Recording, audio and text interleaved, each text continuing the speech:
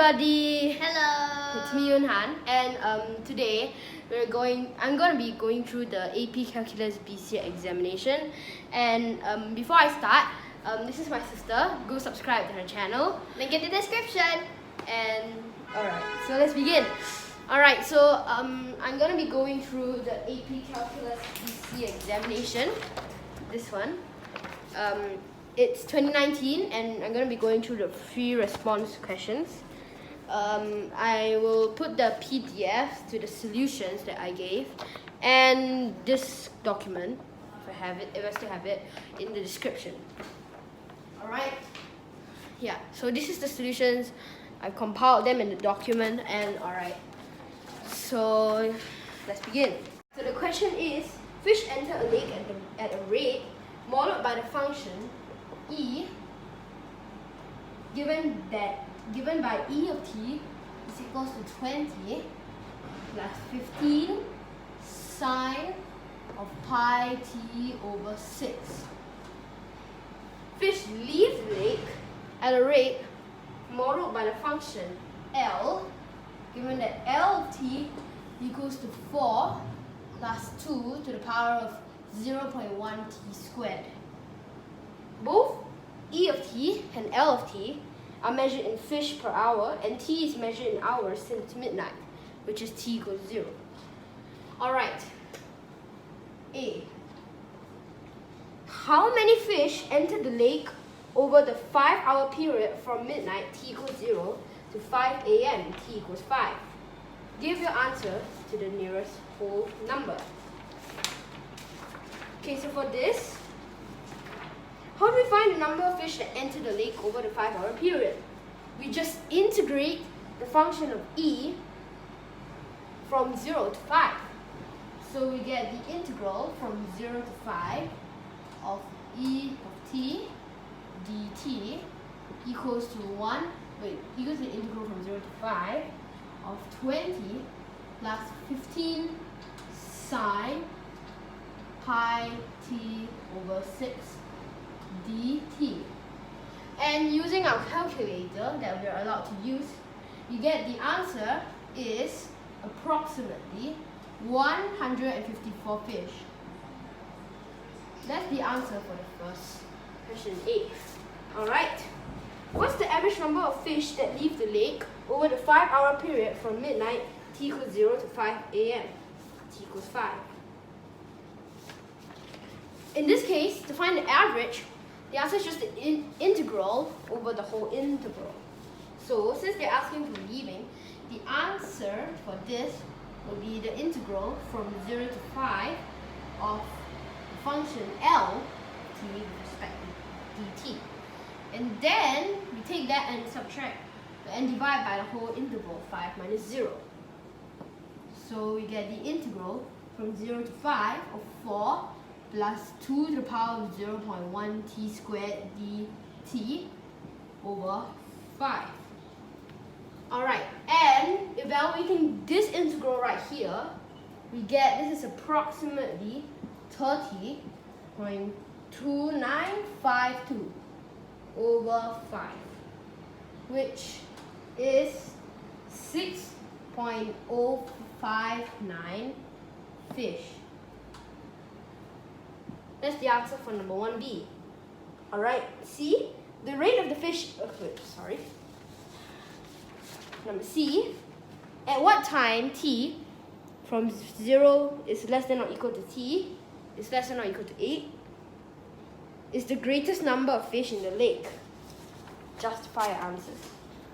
Alright, so the solution to this is that the rate of fish entering and leaving the pond is E t minus L t.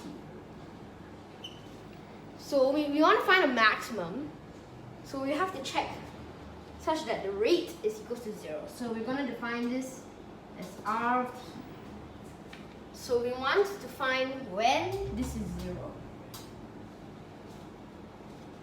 And if we use a graphing calculator, we can see that the graph roughly looks like from 0 to 8. It roughly looks like this.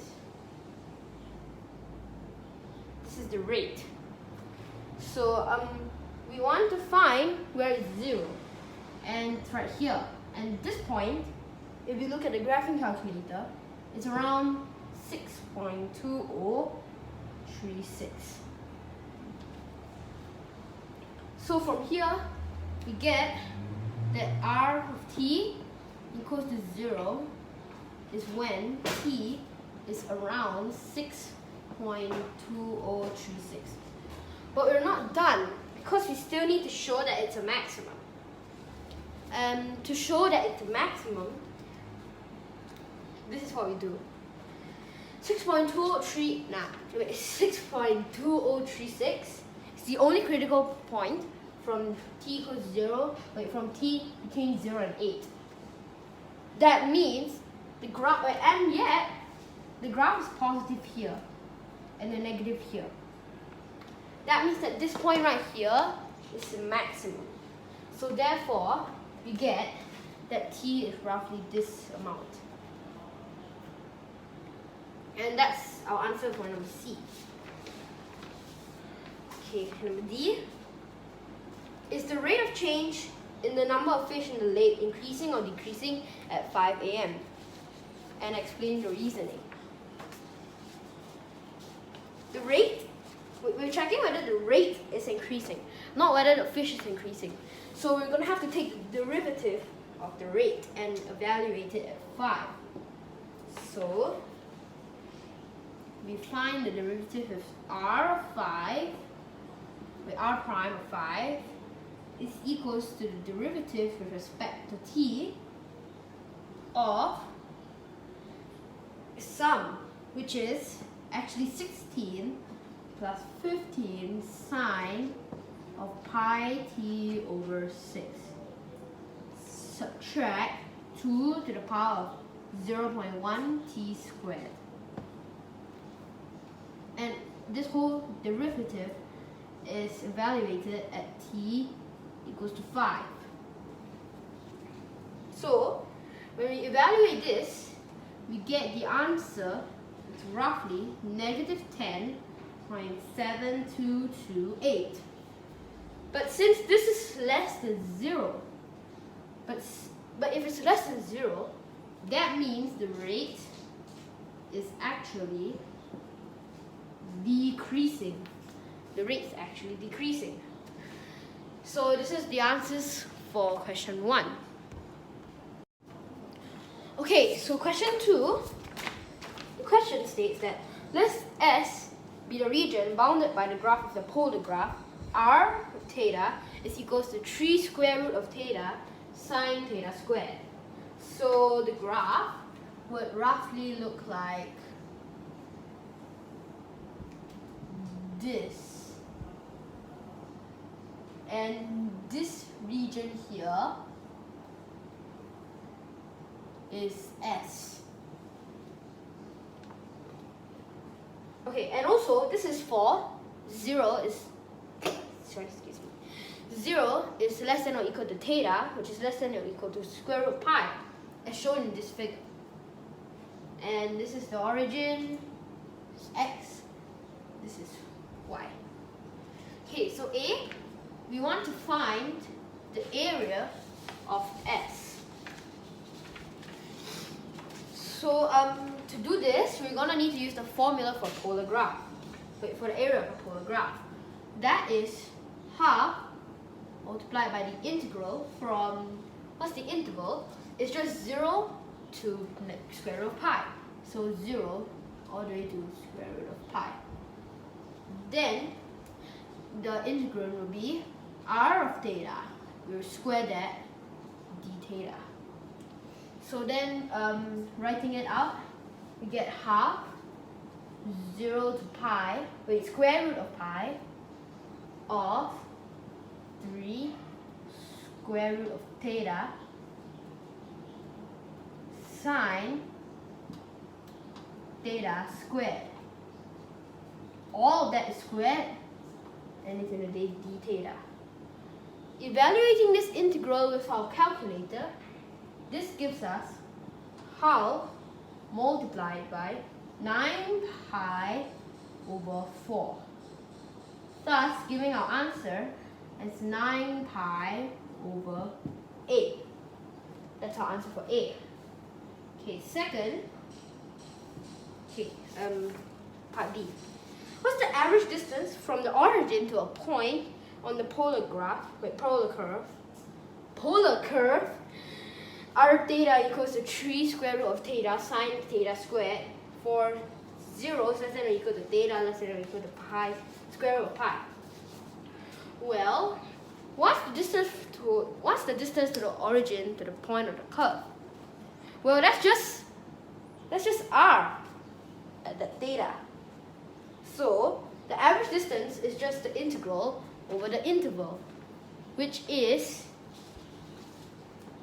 the integral from 0 to square root of pi of 3 theta. It's 3 square root of theta sine of theta squared d theta, and over the entire interval, which is square root of pi minus 0.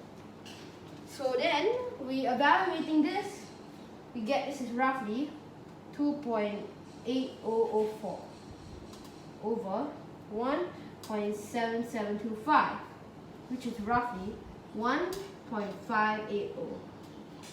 That's our answer for part B. Part C, there's a line through the origin with positive slope n that divides the region S into two regions with equal areas. Write but do not solve an equation involving one or more integrals whose solution gives the value of m. To do this, we will go about finding theta in terms of m. So the line going through origin can be expressed as y is equals to mx. And isolating m gives m will be equal to y over x. And therefore, y of x, what is y of x? It's just tangent of theta, as you know, because this is theta, y, x. So tangent of theta equals to the opposite, which is y, over the adjacent, which is x. So therefore, we get tangent of theta is equal to m. Therefore, meaning that theta is equal to arctangent of m.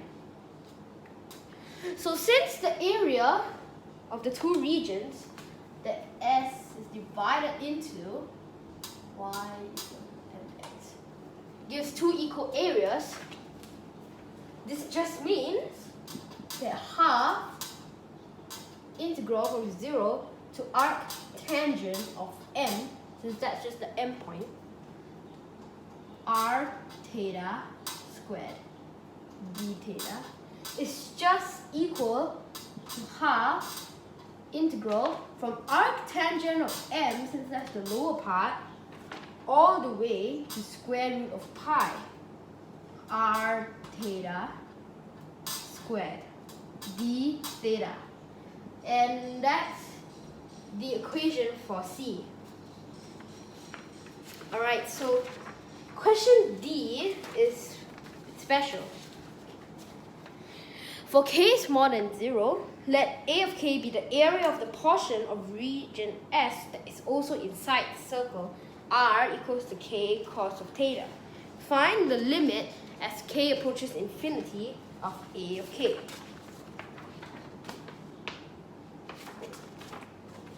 Okay, so, well, we go here, and if I show you the graph, I might just put it on here.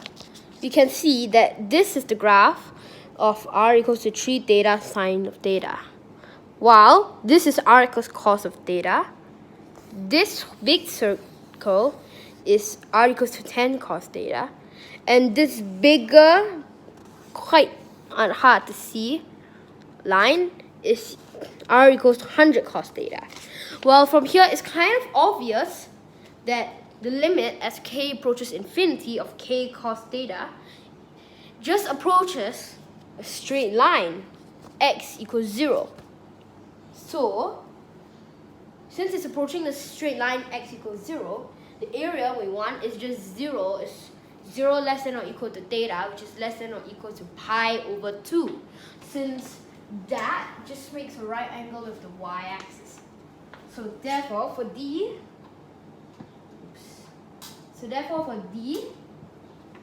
we get half integral from 0 to pi over 2 of r square root of theta, r of theta squared d theta, which is equals to half integral from 0 to pi over 2 of 3 square root of theta sine theta squared and we have to square the whole thing, d theta. So therefore, we get the answer as roughly 6.6489 over 2, which is roughly 3.324, which is our answer. And that's it for question 2. Alright, so now we begin question 3. And until question 6, no calculator is allowed. So we're gonna have to compute all the integrals by ourselves, and we can't graph anything. Alright, so the continuous function f is defined on the closed interval -6 is less than or equal to x less than or equal to 5. The figure above shows the portion of the graph of f, and I will draw this right now. Let's say this is -2, -1, 0, 1, 2, 3, 4, and 5. Alright. It doesn't show from -6 to -2, even though -2 is actually still there. But okay. The figure above shows a portion of the graph of f consisting of 2 line segments. These lines, okay. -1, 1, 2, and 3. These line segments is here to here, then here, all the way, something like this. Then a quarter circle centered at the point 5, 3. So this quarter circle will look like this. So that's basically the graph. It is known that the point 3 minus square root of 5 is on the graph f. So we know this point is 3 minus square root of 5.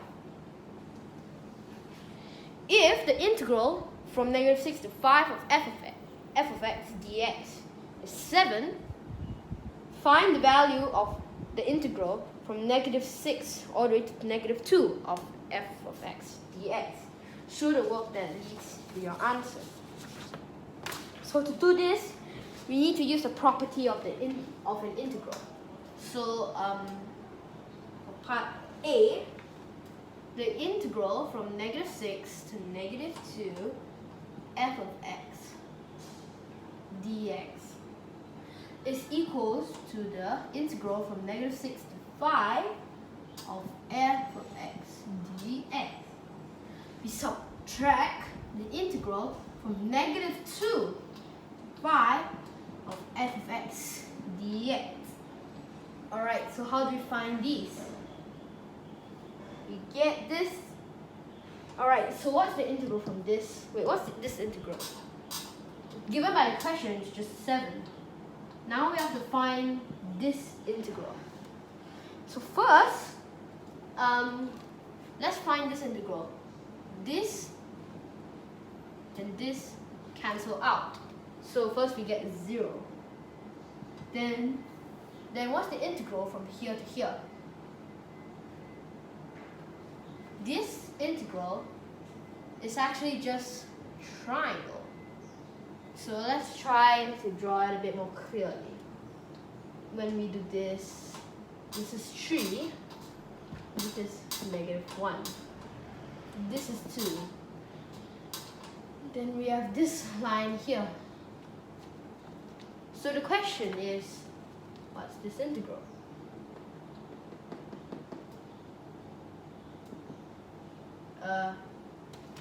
So to find this integral, we just need to find this portion here. Alright, so what's the slope of this line? The slope is just rise over run, which is 3 minus 1 over 2 minus 0, which is equals to 2. The slope is 2. Yeah. So if the slope is 2, we can get the equation, which is 2x minus 1, since this is a minus there. So, yeah. So from there, if we know this, we can just find the integral. So the integral from 0 to 2 of 2x minus 1 dx. This is just x squared minus x, evaluated from 0 to 2, which is equal to 2 squared minus 2, equals to 2. So this here, wow, this should be more like this. Okay, so this is 2. So now finally we need to find this area, this area here. This, we just used circles. We know that this length is 3, right? So we just get 3 pi 3 squared. We divide that by 4 to get this area. But then we still have to subtract 3 squared. So then, after doing so, we will plug this in, plus 3 squared minus pi 3 squared over 4. So once we have this area, once you have this equation, we can just get into 7 minus, and this one's 9, 11. So 11 minus 9 pi over 4.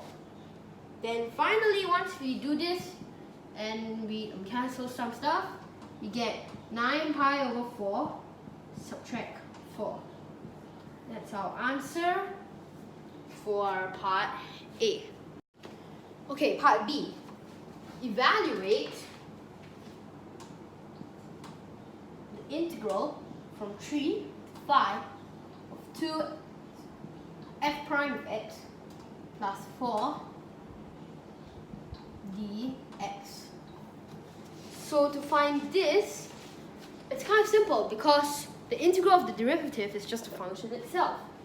So we get this is equal to the integral from 3 to 5, 2 multiplied by integral from 3 to 5 of f of x dx. Then we add the integral from 3 to 5 of 4 dx. So from there we get this is equal to 2 f of 5 minus f of 3. Then we add 8. We add 8 because that's just 4 minus 4. Wait, this one's just 4. Sorry, 4 plus 4. Yeah. So from there, we'll get this is 2, 0 minus 3 minus square root of 5 plus 8, which gives 2 square root of 5 minus 6 plus 8. Therefore giving us 2 square root of 5 plus 2. That's the answer for part B. Part C. The function g is given by g of x is equal to the integral from -2 to x of f of t dt. Find the absolute maximum value of g on the interval -2 is less than or equal to x, which is less than or equal to 5. And justify your answer. So to do this, we need to take the derivative of this function. So you get g prime is actually just equal to f of x. And we want to find when g of x, or g prime of x is equal to 0. And we see that it's -1. This point is actually half and 5. So -1, half, and 5. These are all x. So now we're going to construct a table. So we have x on the top and g of x here. Oh, yeah. So g prime of x is here. Yeah, okay. So, -2, we get the value. Oh, sorry, I think it should be g of this, yeah. So, -2 is 0. -1 is half. So, at half, it's -1/4. And at 5, it's 11 minus 9 pi over 4. Now, if a function f of x is continuous, its absolute maximum is either at an endpoint or a critical point. But since this is the largest, the maximum value is this. Alright, so part D is even more simple. Find the limit as x approaches 1. The limit as x approaches 1 of 10 to the power of x minus 3 f prime of x over f of x minus arctangent of x. This might sound very hard, but it really isn't, because it just wants you to evaluate it at this. It just wants you to evaluate it. So 10 to the power of 1 minus 3 f prime of 1 over 1 minus pi over 4. Wait, sorry. F of 1 minus, I have no idea why I just skipped that. Arctan of 1. This gives 10 minus 3 times 2 over 1 minus pi over 4, giving us 4 over 4 minus pi all over 4, giving us 16 over 4 pi as our answer. So that's question 3. Okay, so question 4. A cylindrical barrel with a diameter of 2 feet. I'm going to draw this out. This is the barrel. And the diameter is 2 feet. It contains collected rainwater as shown in the figure above. It also gives this, and this is height of 8 feet as well. The water drains out through a valve, which is not shown, at the bottom of the barrel, and the rate of change of the height h of the water in the barrel with respect to time t is modeled by dh over dt is equal to -1/10 over -1/10 square root of h, where h is measured in feet and t measured in seconds. And a reminder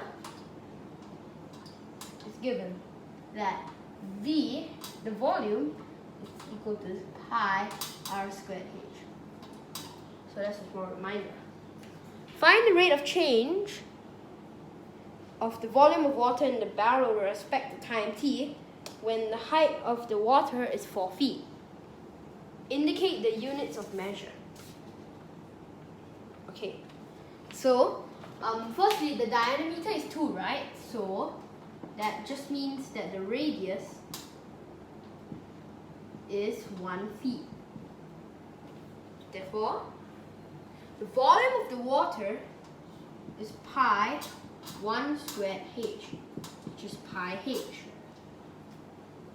Then we want to find dv over dt at h equals 4. But first, v is equals to pi h.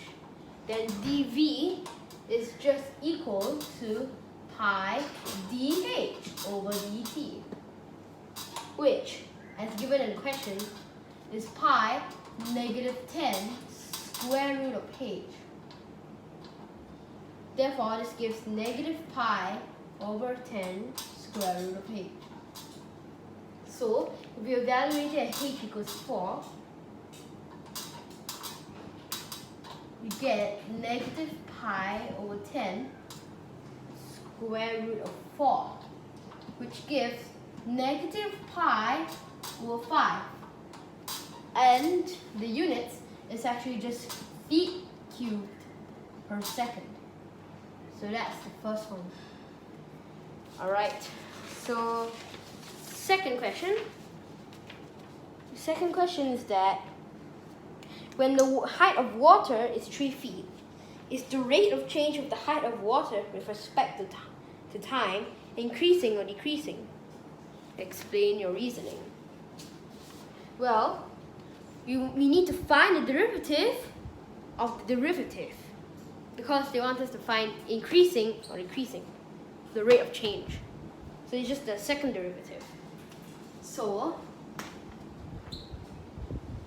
we have dh over dt to be equal to negative 1/10 square root of h.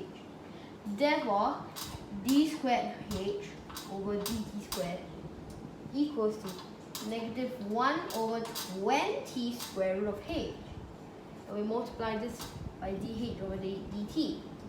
This gives negative 1 over 20 square root of h multiplied by negative 1/10 square root of h. These two cancel out and the negatives cancel as well, giving us the answer of 1 over 200. But this is more than 0. So therefore, the rate of change is increasing. That's our answer. Alright, question C.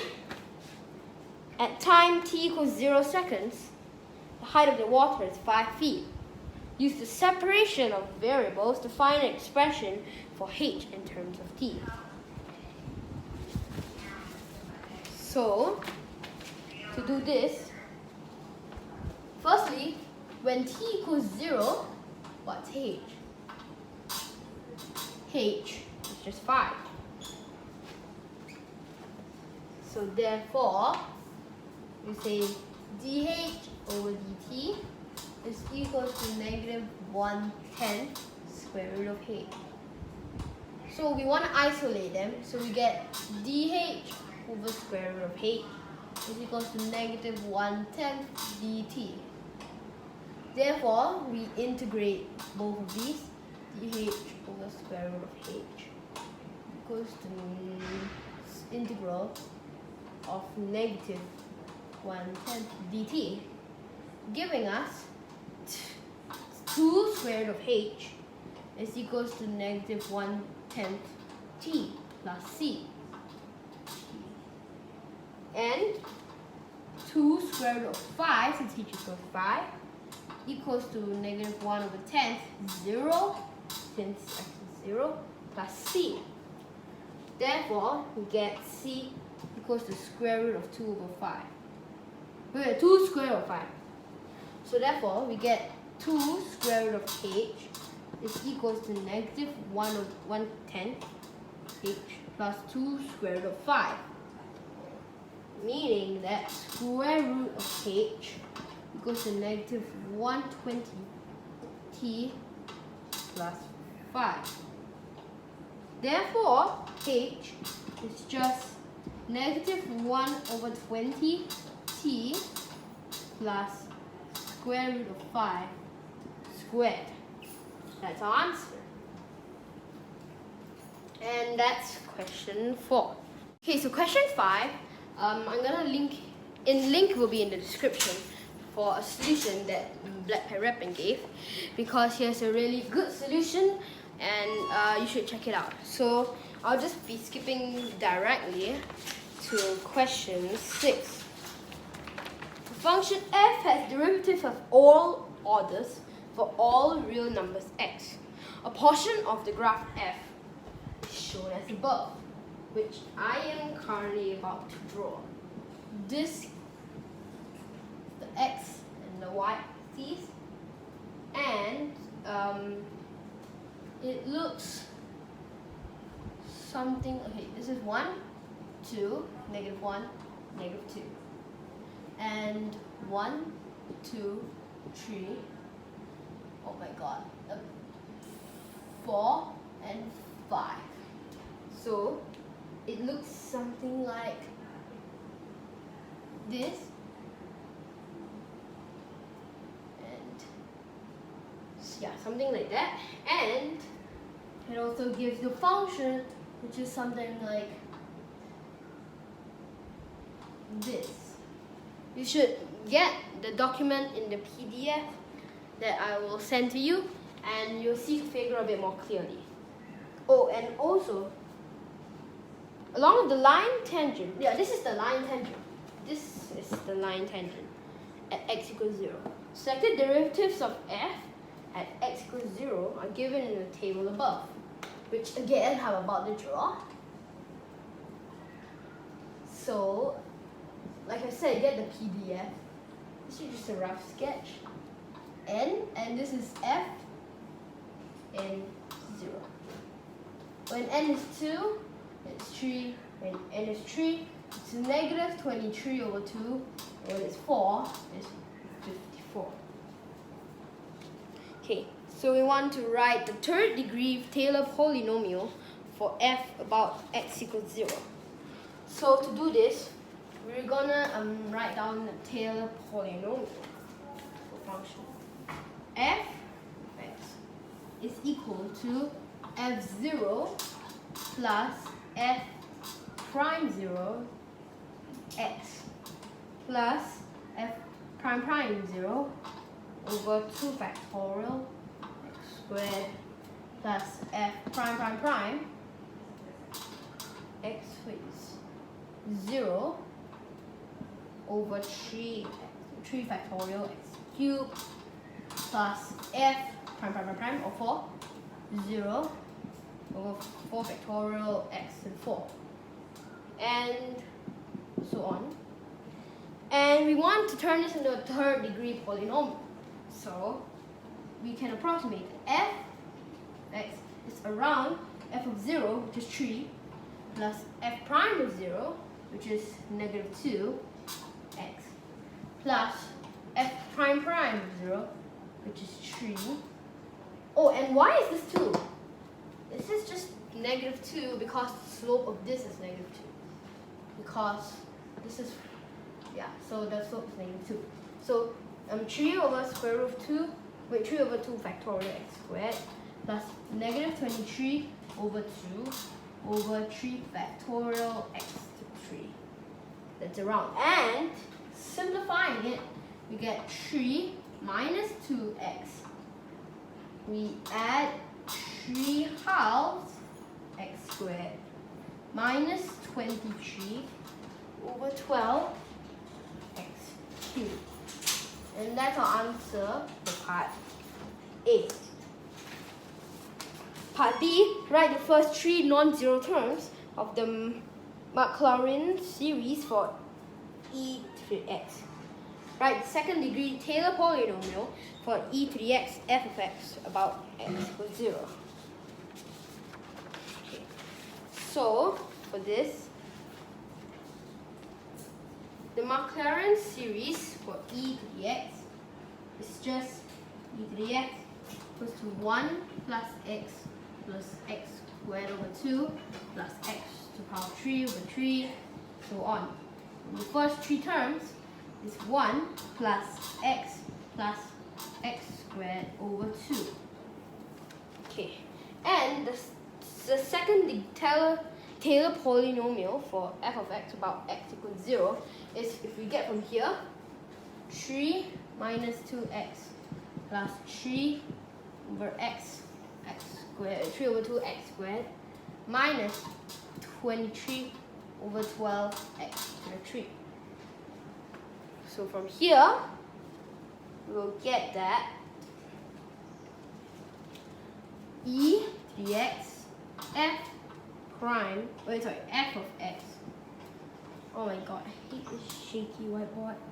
F of x equal to, it's roughly equal to these two things multiplied together, which I'll leave the expansion to the PDF because it's a big one. But okay, after expanding, we get 3 minus 2x plus 3 over 2x squared plus 3x minus 2x squared plus 3x cubed plus 3 over 2x squared minus x cubed plus 3/4 x to 4. But we don't care about the x3 and x4 part. We only need the other parts. Okay, so this gives, after simplifying, we get 3 plus x squared, which is our answer. Alright, so part C, let h be the function defined by h of x. H of x equals to the integral from 0 to x of ft dt. So use the Taylor polynomial found in part A to find an approximation for h1. To do this, the Taylor polynomial A is this, right? So to find h of 1 is approximately integral from 0 to 1 of that whole thing. I'll just like something dx.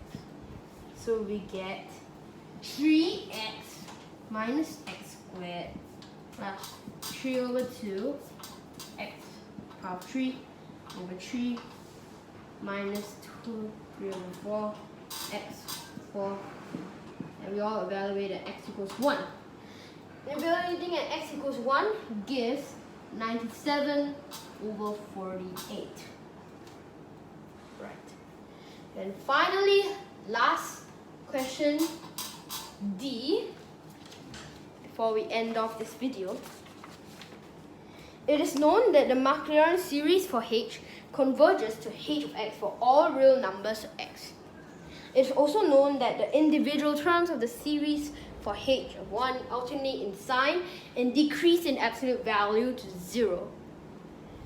Use the alternating series error bound to show that approximation found in part C differs from h of 1 by at most 0.45. Okay, so the rule is that the error is less than or equal to the absolute value of the first term that has been left off. So what's that? The first term left off was f for 0 over 4 factorial of x to 4 equals to 54 over 4 factorial x 4 equals to 9 over 4 x to the 4. So therefore, we get the error is less than or equal to the absolute value of the integral from 0 to 1 of 9 over 4 x to the 4 dx. 4 dx. This is just 9 over 4 1 power 5 over 5 equals to 0.45. So therefore, the approximation found in part C differs from h of 1 by at most 0.45. And we're done. Thank you for watching this video. This was quite hard. Also, my exams will be coming up very soon, and these are quite important. So I might not be able to upload any videos then. So yeah, and also thank you Black Pen Red Pen for this shirt that he gave to me as a birthday present. This is what it looks like in the back, if you can see it. Yeah, okay, so thank you for watching, subscribe and comment. Bye bye.